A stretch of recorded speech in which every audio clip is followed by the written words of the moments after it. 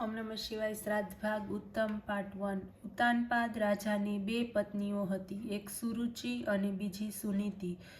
ધ્રુવ બાલ ભક્ત થયો, દેવી જીવન જીવી તેવ બન્યો, લોકોના હૃદયમાં સ્થાન મેળવીને અચળ કીર્તિને વર્યો. પરંતુ તેના ભાઈ સાવકાભાઈ ઉત્તમ વિશે ઘણા લોકો થોડું જાણે છે. ધ્રુવનું જીવન તેજસ્વી હતું, તે ઉત્તમનું જીવન પણ અલૌકિક હતું, પરંતુ ભાઈના વધુ પ્રકાશિત જીવન આગળ તેનું જીવન ઝાંખું બની ગયું.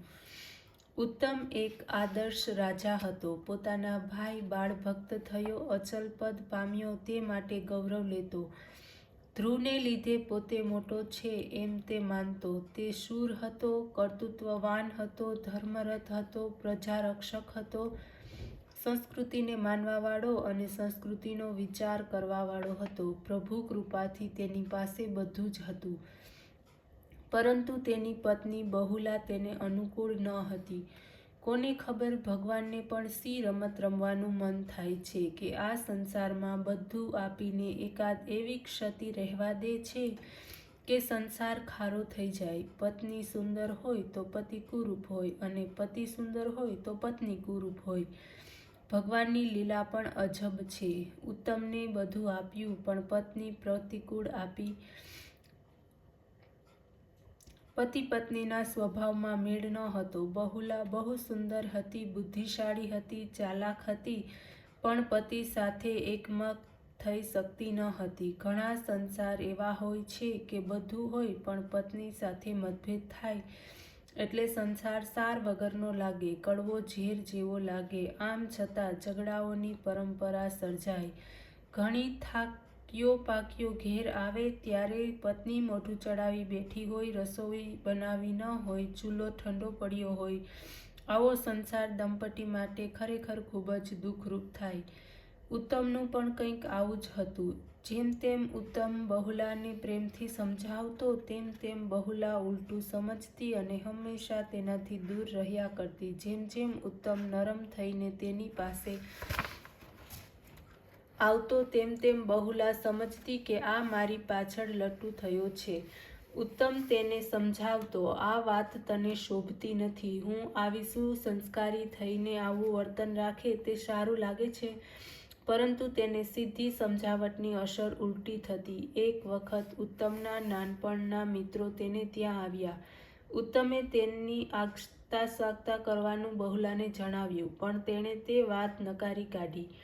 ઉત્તમને બહુ દુઃખ થયું. મારા બાળપણના સાથીઓ કેટલા હોંશથી અને પ્રેમથી મને મળવા આવે અને તે તેમની સામે આવવાની પણ ના પાડે, સ્વાગત કરવા પણ તૈયાર ન થાય. એ વિચારથી ઉત્તમ ઘણો અસ્વસ્થ થયો. મિત્રોના સ્નેહનો અને લાગણીઓનો બહુલાને ક્યાંથી ખ્યાલ આવે? તેણે બહુલાને બોલાવી દાસીને મોકલી, પણ બહુલાએ આવવાની ના પાડી. રોજના વિરોધથી ઉત્તમ બહુ કંટાળ્યો હતો. તેના પણ આજના બહુલાના વર્તનથી તે બહુ જ દુઃખી થયો. ફરીથી તેણે બહુલાને કહેણ મોકલ્યું, પણ બહુલાએ કહેવડાવ્યું કે નોકરો ઘણા છે, તે બધું સંભાળી લેશે, હું તો આવવાની નથી. બહુલાને ફરી બોલાવવા પ્રયત્ન કર્યો, પણ તે ન જ આવી. ઉત્તમ ખૂબ ચીડાઈ ગયો. તેણે પ્રધાનને આજ્ઞા કરી કે બહુલાને જંગલમાં મૂકી આવો. રાજસેવકો બહુલાને જંગલમાં છોડી આવ્યા. સવારની મહારાણી સાંજે કંગાલ બની ગઈ.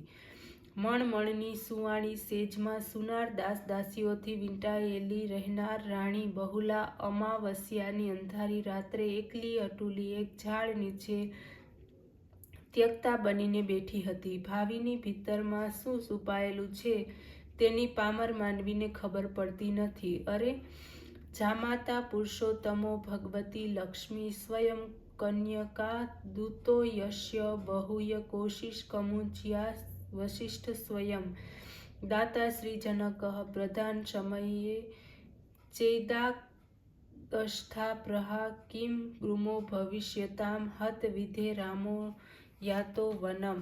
સ્ત્રીને માટે આનાથી વધારે કષ્ટમય જીવન કયું હશે? ત્યક્તા થઈને જીવન વિતાવવું કેટલું અસહ્ય હશે!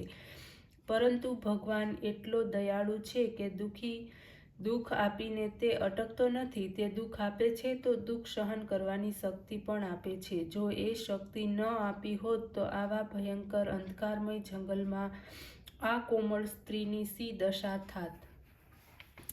બહુલા ઉત્તમ ઉપર રોષે ભરાઈ, પરંતુ જેમ જેમ સમય જતો ગયો તેમ તેમ તેનો ગુસ્સો ઉતરતો ગયો. સવારે ઉઠીને જોયું તો સામે એક ઝૂંપડામાં ભીલ દંપતી કિલોલ કરતું હતું.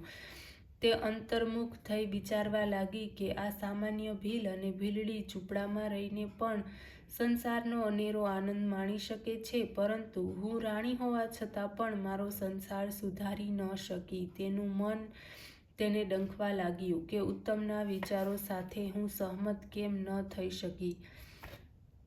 માનવીનું મન એકલું પડે અને જીવનમાં આપત્તિ આવે એટલે સાહજિક જ તે ભૂતકાળ તરફ દોડે છે. ભૂતકાળના મીઠા સ્મરણો સ્મૃતિપટ પર લાવવા ઝંખે છે. બહુલાને પણ તેનો લગ્ન દિવસ યાદ આવ્યો. તે વખતે લીધેલી પ્રતિજ્ઞા યાદ આવી. પોતે જ્યાં દીક્ષા લીધી હતી તે ગુરુનો આશ્રમ યાદ આવ્યો. ગુરુ યાદ આવ્યા, એ ગુરુની ભવ્યતા અને દિવ્યતા યાદ આવી. ક્યાં એ ઋષિ કે જે દુર્જનોને દુષ્ટ વર્તન કરનારને પણ ક્ષમા આપી આત્મસાત કરી લેતા, અને ક્યાં હું? ઉત્તમ તો મારો પતિ છે, અને તે પણ કેટલો સરસ સુંદર પતિ. કોઈ ભાગ્યશાળી સ્ત્રીને જ એવો પતિ મળે, પણ મેં મૂર્ખીએ હાથે કરીને તે રતન ખોયું. તેને મારો પ્રેમ ન આપ્યો. હું તું કહે એ નહીં કરું એ મિજાજને લીધે સંસારનું સુખ હોમી દીધું. આ બાજુ ઉત્તમ પણ એ બનાવ ભૂલી જવા પ્રયત્ન કરતો હતો. ખુશામતિયાઓ કહેતા, મહારાજ, આપે યોગ્ય જ કર્યું છે, અને તેમાંથી આશ્વાસન મેળવી તે તેના દિવસો પસાર કરતો હતો.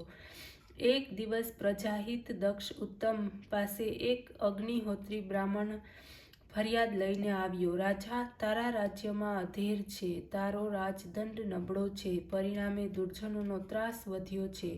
મારો સંસાર છિન્ન ભિન્ન થઈ ગયો છે. મારી પત્નીને કોઈ ઉપાડી ગયું છે. મને મારી પત્ની પાછી મેળવી જોઈએ. તે તો મારી ફરજ છે. તમે ધીરજ ધરો, તમારી પત્નીને હું શોધી આપીશ. પણ તમારી પત્ની કેવી છે, તેને ઓળખવી કઈ રીતે? રાજાએ પૂછ્યું. તે તો બહુ સહેલી વાત છે. તે બહુ જ વઢણકણી. અરે, તે તો પવન સાથે પણ લડી લે તેવી છે. એ અષ્ટાવક્ર છે, કુરૂપ છે, ગાળ સિવાય તે તો વાત જ નથી કરતી. ભલા ભાઈ, આવી પત્નીથી તને શું સુખ હતું?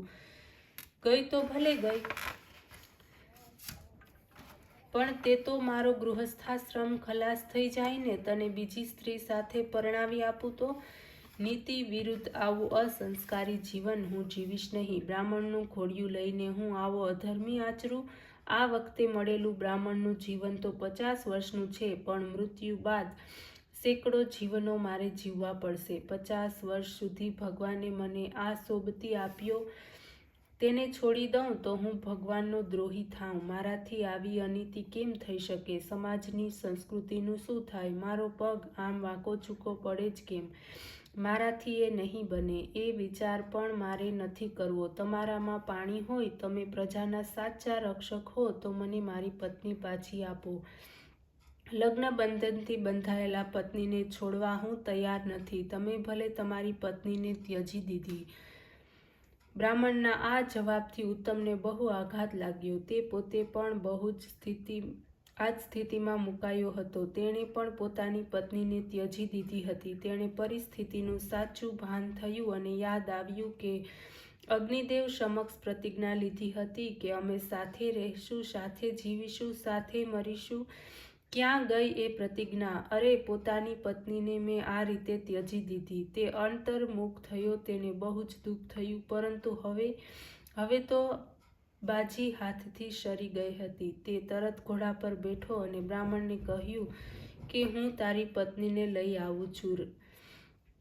સાચી રાજ્ય વ્યવસ્થા આનું નામ કે જ્યાં ફરિયાદનો તરત જ જવાબ મળે, પરંતુ આજે તો ઉલટો જ જવાબ મળે છે. તમને કહેશે કે અમે તમારી ફરિયાદ નોંધી લીધી છે. તે વખતના રાજાઓ વ્યક્તિ કે સમાજના નીતિ નિયમોની રક્ષા માટે પોતાના જીવનો આપી દેતા, જરા પણ અચકાતા નહીં. ઉત્તમ ફરતો ફરતો ઋષિના આશ્રમ પાસે આવ્યો. તેજસ્વી યુવાન રાજાને જોઈને શિષ્યો અંદર અંદર ગુપચુપ કરવા લાગ્યા કે મધુ પર પૂજા કરવા માટે સામાન લાવો. એક શિષ્યે ગુરુદેવને અંદરથી બોલાવીને કહ્યું કે આ તો ઉત્તમ રાજા છે, તેની પૂજા કરવી એ તો ધાર્મિક ગણાય. ઋષિ આશ્રમમાંથી બહાર આવ્યા. ઉત્તમ બધું સમજી ગયો. તેને થયું, હું તો દોષિત છું, દોષિતનું પૂજન યોગ્ય ન કહેવાય. ઓમ નમઃ શિવાય.